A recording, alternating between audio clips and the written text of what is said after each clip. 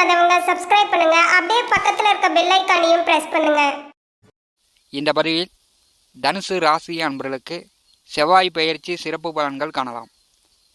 2024 வருடம் ஆகஸ்ட் மாதம் 26ஆம் தேதி முதல் அக்டோபர் மாதம் 23ஆம் தேதி வரை ஒரு 58 நாட்களுக்கு ரிஷபராசியிலிருந்து மிதுன ராசிக்கு செவ்வாய் பெயர்ச்சியாகி மிருகசீரிஷ நட்சத்திரம் 3-4 பாதத்திலும், திருவாதிரை நட்சத்திரம் 4 பாதத்திலும், புனர்பூச நட்சத்திரம் 1-2-3 பாதத்திலும் சஞ்சாரம் செய்ய போகிறார். செவ்வாய் பெயர்ச்சியின் மூலம் தனுசு ராசி அன்பர்களுக்கு எந்த மாதிரியான பலாபலன்கள் நடக்கும் என்பதை இந்த பதிவில் காணலாம். இதுவரை உங்களுக்கு தடையாக இருந்த விஷயங்கள் தடையின்றி நீங்கள் உங்கள் கைக்கு கொண்டு வந்துடலாம். கடந்த 46 நாட்களாக 6வது வீட்டிலே குருவுடன் செவ்வாய் கூட்டணி சேர்ந்து குரு மங்கள யோகத்தில் சஞ்சாரம் செய்தார். பெரிய அளவு தனுசு ராசி அன்பர்களுக்கு பகை போட்டி விரோதம் இல்லாமல் நீங்கள் வெற்றி அடைந்திருக்கலாம். பழைய பாக்கி பழைய கடனெல்லாம் கொடுத்து அடைத்திருந்திருக்கலாம். உடன் பிறந்தவர்களிடம் கொஞ்சம் கருத்து வேறுபாடு வந்திருக்கக்கூடும். கோச்சாரத்திலே 6ஆம் வீட்டிலே செவ்வாய் வரும்போது லட்சுமி கடாட்சம் பண வரத்து ஓரளவு தனுசு ராசி என்பளுக்கு இருந்திருக்கும். தனுசு ராசிக்கு செவ்வாய் பகவான் யார் என்றால், தனுசு ராசிக்கு செவ்வாய் பகவான் பூர்வ புண்ணிய புத்திர அயன விரய மோட்சஸ்தானாதிபதியாக வருகிறார்.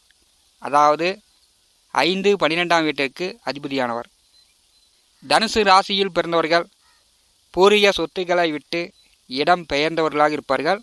அப்படி இல்லைன்னா பூர்வீக சொத்து கிடைக்காமல் போராடக்கூடியவர்களாக இருப்பார்கள்.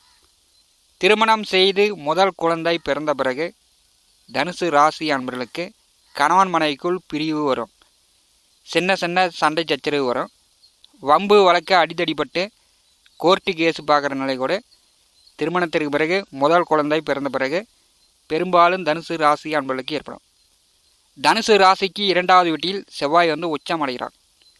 தனுசு ராசிக்கு 2வது வீட்டிலே செவ்வாய் உச்சபலம் பெறும்போது பணம் நீங்கள் கடனாக கொடுத்தாலோ கைமாத்தா கொடுத்தாலோ உங்கள் கைக்கு திரும்ப வருவது கஷ்டம். அல்லது நீங்கள் சண்டை போட்டு தான் அந்த பணத்தை வாங்குற மாதிரி இருக்கும். பெரும்பாலும் தனுசு ராசி அன்பர்கள் பணம் யாருக்கும் கொடுக்கல் வாங்கல் இல்லாமல் பெரும்பாலும் பார்த்துக்கொள்வது நல்லது.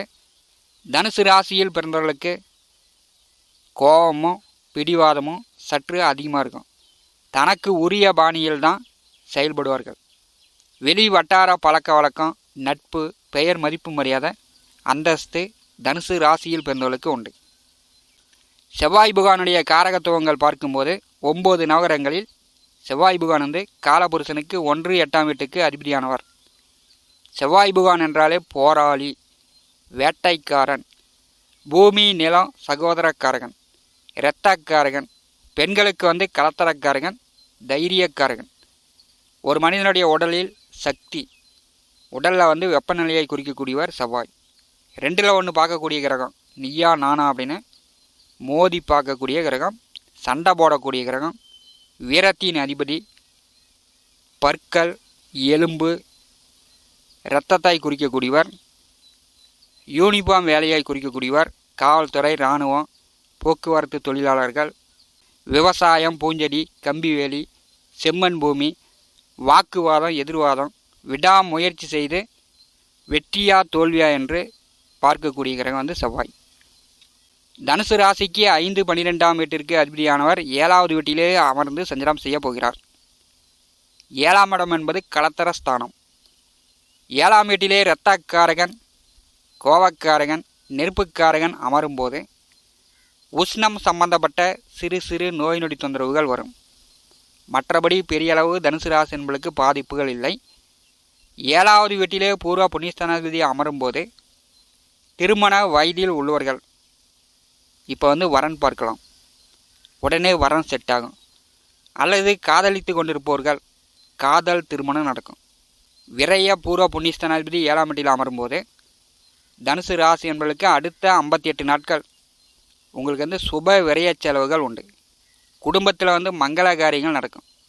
ஏன்னா மங்களக்காரகன் செவ்வாயினுடைய பார்வையில் தனுசு ராசி இருக்கும்போது உங்கள் குடும்பத்தில் சுப மங்கள காரியங்கள் நடக்கும். நேர் 7ஆம் வீட்டிலே செவ்வாய் அமரும்போது ரியல் எஸ்டேட் தொழில் செய்து கொண்டிருப்பவர்கள், வீடு, மனை, நிலம், சொத்துக்கள் வாங்கி விற்பனை செய்து கொண்டிருப்பவர்களுக்கு கொடி கட்டி பறக்கலாம். நீங்கள் சொன்ன மாதிரி எதிர்பார்த்த மாதிரி நல்ல விலைக்கு விற்கலாம். அதே மாதிரி கொல்லம்பற்ற மெக்கானிக் ஒர்க் ஷாப்பில் இருக்கக்கூடியவர்களுக்கு நல்ல வாய்ப்பு, ரியல் எஸ்டேட்டு நல்ல வாய்ப்பு, செங்கல் சூளை வைத்து கொண்டிருப்பவர்களுக்கு நல்ல வாய்ப்பு, மண் நிலம் பூமி விவசாயம் தொழில் செய்து கொண்டிருப்பவர்களுக்கு நல்ல வாய்ப்புகளை கொடுக்கும். ஆடு மாடு கால்நடை கோழி நல்ல வளர்ச்சி உண்டு. விவசாயத்தில் பூஞ்செடி வைத்து பூ எடுத்து கொண்டிருப்பவர்களுக்கு நல்ல மகசூல் உண்டு. உணவு விடுதி ஓட்டல் கடை வைத்திருப்பவர்களுக்கு நல்ல சிறப்பான அமைப்பு உண்டு. 7வது வீட்டிலே செவ்வாய் அமர்ந்திருக்கும் போது அரசியல்வாதிகளுக்கு பெரிய அளவு பெயர் மதிப்பு மரியாதை மக்கள் மத்தியில் உயரும்.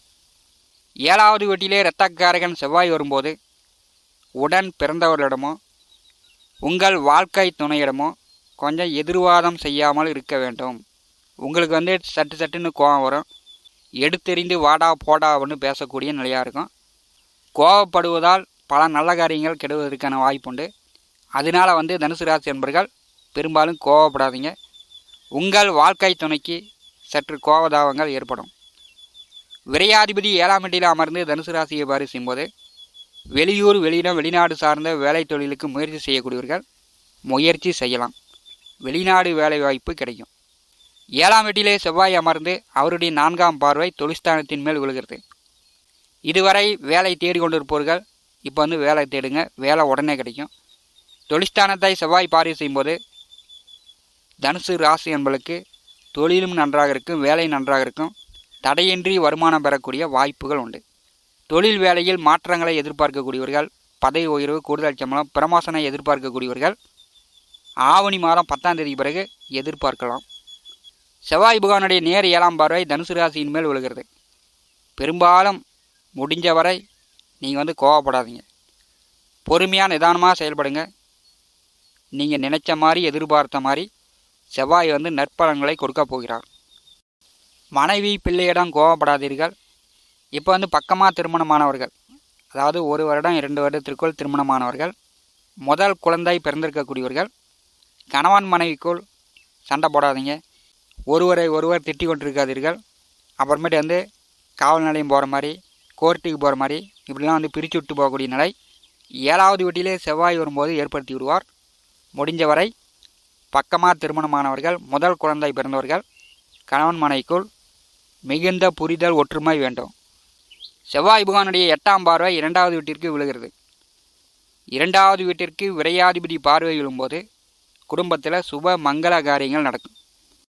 கையிருப்பு பணம் திருமணத்திற்கோ அல்லது வீடு கட்டுவதற்கோ வண்டி வாகனங்கள் வாங்குவதற்கோ புதிய தொழில் வியாபாரம் செய்வதற்கோ பணம் சேமிப்பு செவ்வாய் பகவானுடைய 8ஆம் பார்வை உங்களுக்கு விரயங்களை ஏற்படுத்தும். குலதெய்வ வழிபாடு செய்யக்கூடியவர்கள் குலதெய்வ வழிபாடு செய்யலாம். குலதெய்வ அனுகிரகம் கிடைக்கும். வெளி வட்டாரத்தில் பழக்க வழக்கம் நட்பு அதிகமாகும். உங்களுக்கு பெயர் மதிப்பு மரியாதை உயரும். தனுசு ராசி அன்பர்களுக்கு புதிய நட்பு புதிய சொந்தங்கள்லாம் உருவாகிறதுக்கான வாய்ப்புண்டு. உங்கள் சொல் வார்த்தை பேச்சில் கவனமாக இருக்கணும். மற்றவர்கள் எடுத்தெறிந்து பேசாமல் கோவப்படாமல் அறிந்து புரிந்து நடந்து கொள்ளுங்கள். 7வது வீட்டிலே செவ்வாய் அமர்ந்து தனுசு ராசியை பரி செய்யும்போது வீர தீர தைரியம் உண்டு.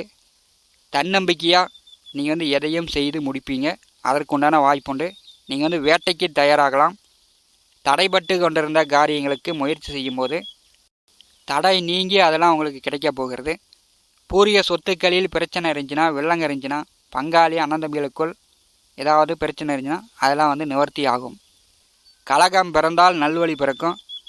7வது வீட்டிலே செவ்வாய் அமர்ந்திருக்கும் போது நண்பர்கள் உறவினர்கள் வாழ்க்கை துணை வழி நல்ல புரிதல் தனுசு ராசி என்பதற்கு ஏற்படும். மேலும் தகவலுக்கு எங்கள் சேனலை மறக்காமல் சப்ஸ்கிரைப் பண்ணுங்கள். நன்றி.